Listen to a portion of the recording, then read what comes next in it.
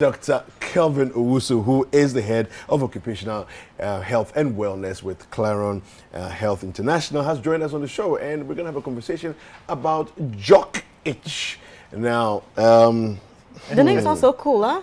Jock itch. But I know it's a pleasant thing. You see, you know when back in the, I don't know if they do it these days, I haven't heard it in a long time, but you know when you go and pick trotros and things at the station, then you will hear there are these vans that they will have be selling medicines, all kinds of them. They will say, "Who krodo so," and also driba, those kind of things. So that's what we are talking about this morning. Dr. Kelvin, what is jock itch? Well, I think David has already explained. No, from a medical person's point of view, what is jock itch? Okay, in a language that we can all understand. Jiba. You see, the name tells you how powerful the disease is. You know, jock itch is jiba. No, it has a very nice English name, you know, but it's not pleasant. Right, so let's. Well, I mean, a jock is an athlete. I mean, it's a slang for athlete. Yeah. So jock itch is actually named for the commonest people that it affects, which are usually athletes. Okay. You know, and it's a fungal infection. For all intents and purposes, it's a fungal infection, just like you'd have on your scalp, you know, and that's kakariri. Yes. So ringworm. I mean, that ringworm is actually what the colloquial name is. You know, it can happen in your armpits, it can happen in your foot rot. It's called foot rot when it happens in your feet. But when we talk about jock itch, we are referring to the one that occurs in the groin. Okay. You know, the crease between the thigh and where it meets your buttocks, you know, so that crease, that's the commonest place that you'd actually find this thing called jock itch. So it's a fungal infection affecting that particular area. And it's common in males. It's much more common in males than it is in females. Why even though, yes, females also can get it. Yeah. Well, I mean, it's, you know, males carry a package, you know, so... Dr. Kelvin, don't we love you? A good thing. Exactly. Okay. And you see, I don't know why. Now you guys are making me feel uncomfortable. What is this? Are you actually feeling uncomfortable? Well, I can We're feel just having fun at our expense. Well, I like the fun. So if you look at the conditions that must prevail for this thing to happen, it puts males more at risk. You see, because there's in between the thighs, there's also a scrotum, you know, and the scrotum creates a good environment because it sweats, you know, so that obviously tells you that sweat plays a role in this whole discussion. So moisture. So generally, fungi love moisture, you know. So you realize that if you actually left your bread or your food, you know, out for a while, because there's moisture inside, they will start growing on it. Mold. So that's when it goes on food, we call it mold. But they're all fungi. Okay. You know. So when that area is left moist, you know, and that moisture could be from sweat. It could be that when you finish bathing, you don't dry the area well enough, and that has become your habit. You know. That moisture is good for them to actually flourish. You see, and that area is hot. You know, it's also very, very warm, which is why the presence of the scrotum, you know, adds to the complex. So it's warm, it's moist, it's perfect for fungi to grow. So then they enjoy that area. So that's why they grow. Can we see what we are talking about? So we have some images that we want to show, but viewer discretion is advised. Not all of it is very. It's unsightly. It's unsightly, just to say the least. Okay, so we'll be talking through some of the images that we have. I'm curious as well. Yeah, but Dr. Kelvin, so let's delve into this further. I'm sure the images will come on the screen shortly. How does one come to the place where I do understand what you're saying? I mean, we can see over there. What are we looking at here? Which part of the body is this anyway? So this picture has been highly redacted. So, but I mean, you can obviously tell. At least I can tell that it's the area I'm describing. So you can see the scrotum a little on the upper side, and then you can see the thigh on the lower side. So the joint between the two is where we are looking at the growth. So you can see some whitish, reddish thing on the skin itself, you know. So that's the area. So the groin area, just at the junction between the scrotum and the thigh, you have this occurring over there, you know. So in this case, you can see an ongoing infection with inflammation. That's why it's red. The next picture, I think we just flashed on the screen. You can see that it's a much older infection kind of it's going away. So you don't really see the reddening. Okay. You know, so you can see that there's attempts at healing, or the body is trying to heal, recover. So that's why this one has no reddening. Okay. So when the infection is actually ongoing, it's red because of inflammation. The body is trying to get it under control. So it has a red component, and it's quite itchy. I mean, I don't know anybody who has not had it before. I mean, we've all been children, and we didn't like to bath. You go and play, and you want to come and sit down, and you know. So eventually it becomes something else. It becomes the jock itch, and so it's itchy. You know, and it can be painful, and sometimes when you actually scratch, you can actually scratch through and now create blisters or cuts in there. You know, and that also now presents a good environment for something we call super infection. Okay. Now, super infection does not mean it's an infection with superpowers. No, it just means that infection is superimposed on an already existing. So like a secondary infection. Yes. So when we say super infection, it means that there was something there already, and then some other thing has come to add to the already complex situation. And that's actually one of the biggest challenges with this jock itch, because if the individual happens to be diabetic, then we are exactly. You know, let me paint a picture. So you know, one of the commonest causes of amputation in diabetes is actually injuries. Yes. You know, and actually one of the commonest causes of those injuries is actually foot rot. Because they are diabetic and they have difficulty with their nerve feeling, they may not notice that they actually have foot rot. You know, foot rot is quite painful, but they don't actually feel it. Feel the pain. And so it starts getting complicated, right? And then now it gets to a point where we have to amputate. You know, so now imagine, because I've already established that this jock itch is similar to foot rot. It's like a foot rot occurring in the groin. So imagine a diabetic who doesn't have feelings in that area, now gets this infection and is not even aware that there's something happening there. But where are you going to even amputate? Can you imagine? Do you see it coming? So for instance, are there certain things, some red flags to look out for? Like maybe if I'm beginning to itch, it means I'm going to get this. How would you know that jock itch is just about happening? Well, it's or it comes, out of the blue. You wouldn't know it's about to happen until it has happened. But I mean, if you know the things that predispose you to getting it, you know, and if you have been doing those things, then you know that you're putting yourself at risk, because you said that moisture. So if you are not drying yourself properly, or the reason why athletes are the ones who commonly get it is that if I go out for my exercise, you know, and I don't take a shower and I continue to do other things, you know, it becomes a habit. So obviously that the sweat stays there and it becomes good medium for the fungi to grow. Also, contact. You see, if you make contact with persons who have jock itch, there's a probability that you can actually get the jock itch yourself. Oh, wow. Okay. And this is actually the commonest way women actually get this condition. So if your partner has jock itch, you can also get it because of the association, because the fungi jump, you know, they move. They are spores, you see. And also if you use, so again, back to the athletes, you have actually taken a shower, but then you wore the same shorts or the same boxers that you had already sweat into. You know, and you put it back on. Again, you haven't really done much. You know, you have created an environment for the fungi to actually grow again. You see, so cleanliness actually helps a lot in dealing with this thing. So talk to us at this point about the importance of changing your boxers on the daily. On the daily. Twice because daily. I know twice daily. No, I know people men. Need to be prosecuted. Honestly. No, I know men who just decide that for 2 weeks they are wearing the same pair of boxers. They have to be arrested. Yeah, because that is a pandemic. Who's going to arrest them? That's the issue. Their girlfriends should report them. To who? Their wife should report to them. the FDA or the. This is a health hazard, you know. This is a health. I mean, it's so. This is actually part of the reason why men are more at risk than women in this particular discussion that we are having, because men are more likely to repeat their clothing. I mean, I know I had mates who actually would wear one boxer until the thing actually tears apart. Like crazy. That's they wear they have just one. They wear it until it gets spoiled, you know. So they have one boxer. Yes, it's very, very, very, very. And they have girlfriends. Well, you and I were not there. How many boxers do you have? No, I don't get. I have like 20.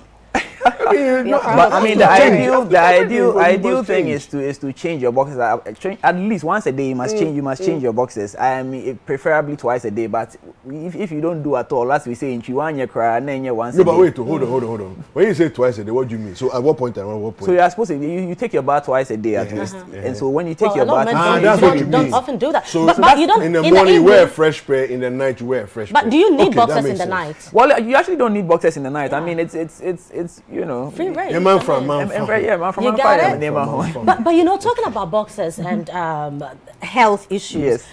How often do you, for instance, need to change your towel? How often do you need to change your sponge? Has this got to do with anything? I think, you see, these are, of course, they are financial decisions actually, but it's also more an issue of how you actually treat it. So you should actually, ideally, I mean, as they do in the hotels, you wash your towel at least every 2 or 3 days, you know. Okay. But again, that's a cost that many people cannot afford. So at least every week you should change your towel, or at least wash it and dry it.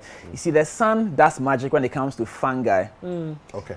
And it's the same with women when you talk about candidiasis, because they are all in the same family. Yeah. The sun does magic. So whether you are male or female, anything that is intimate, any clothing that is intimate, you need to dry it in the sun. Okay. There's a culture we have in our upbringing that we actually hang our intimate things indoors. Inside. When you do that, you end up reinfecting yourself over and over again, because the fungi love damp. Okay. So anything that is damp, they are in there. You see, let me back it up a bit. Sure. Fungi spores are in the air. They are everywhere. Okay. They are looking for a place to settle. Okay. So once the environment is conducive, they will settle. Okay. So if you wash your underwear, whether you are male or female, and you hang it in the bathroom of all places, remember that you've just bathed hot water, so there's already steam in the air. So you have actually created an environment for the fungi to flourish. So they are in that underwear. So now when you come back, you pick that underwear and you wear it. What you are doing is that you are now taking the fungi back into your body. So if you are female, then you're putting yourself at risk of candidiasis. If you are male, you're putting yourself at risk of jock itch.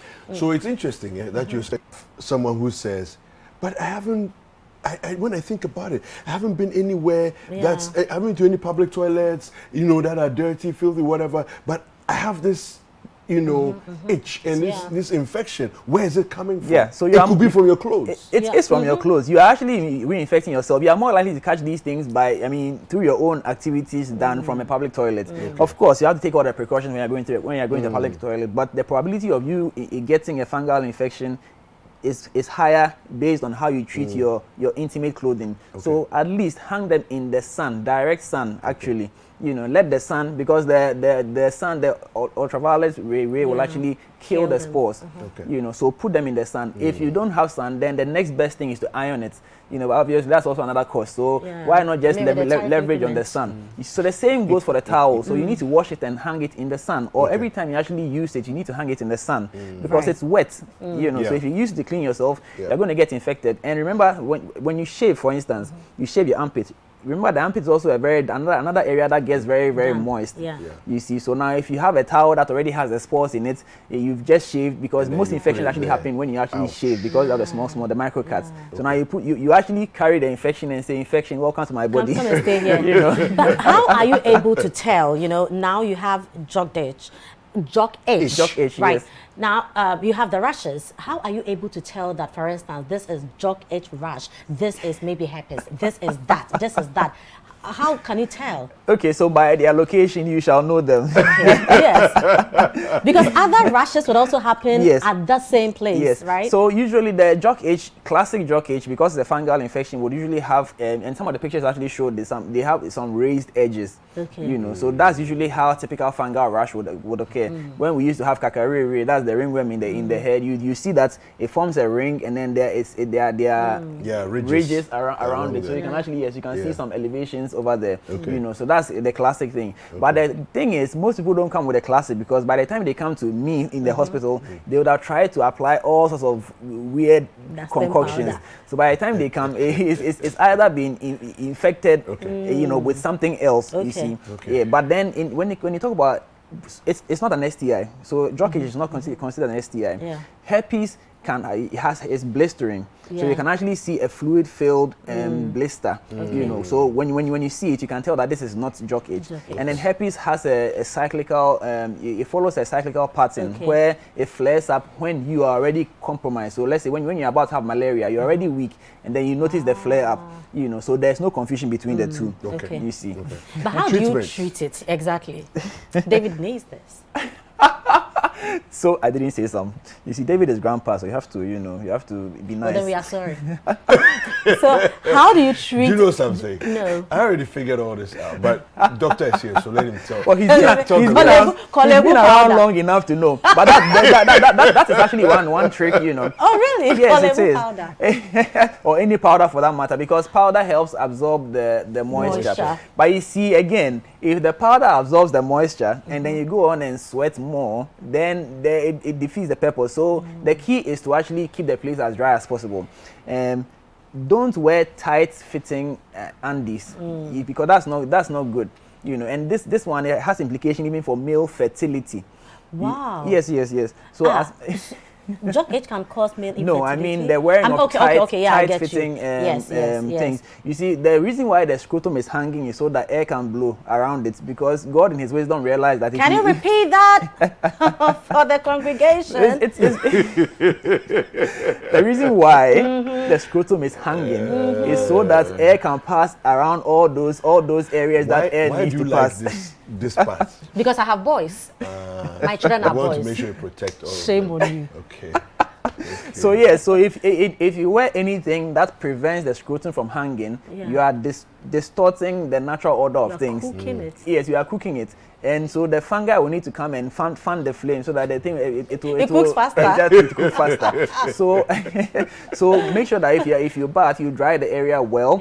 If you're a sports person, make sure that you clean yourself after sports, and then don't repeat the boxes, or at least don't make a habit of repeating boxes, especially if they are sweat infused. You see, and these two things can help you.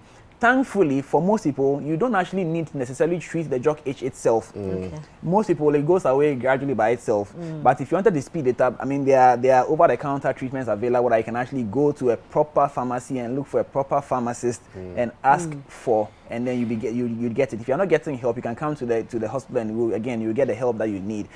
If you are diabetic, it's an extra layer of precaution because, as I've already explained, there's already a predisposition for infection. So you don't want to do wait and see. You want to report hospital immediately so that if there's any extra help that we need to offer, we'll do that. If you are also generally immunocompromised, maybe somebody has, if you're on treatment for, let's say, some cancers, if you have other immunocompromising situations or conditions, you need to take further precautions, you know, because the fungi can open the door to other bigger problems, you see. Will general antifungal creams work? Topical application?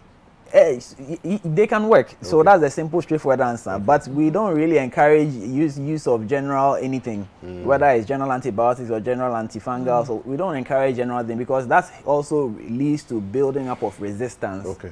You see, so you want, if you are going to use antifungal, it's better to go with a specific antifungal that targets the particular fungi that we are looking for. In which case, it will actually kill the fungi.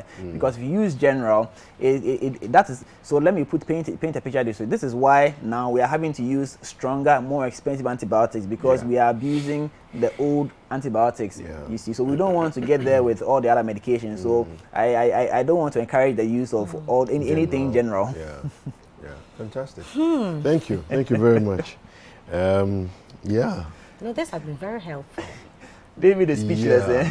No, I want to say things, but it's morning TV, so you know we have to be measured. But we want to know.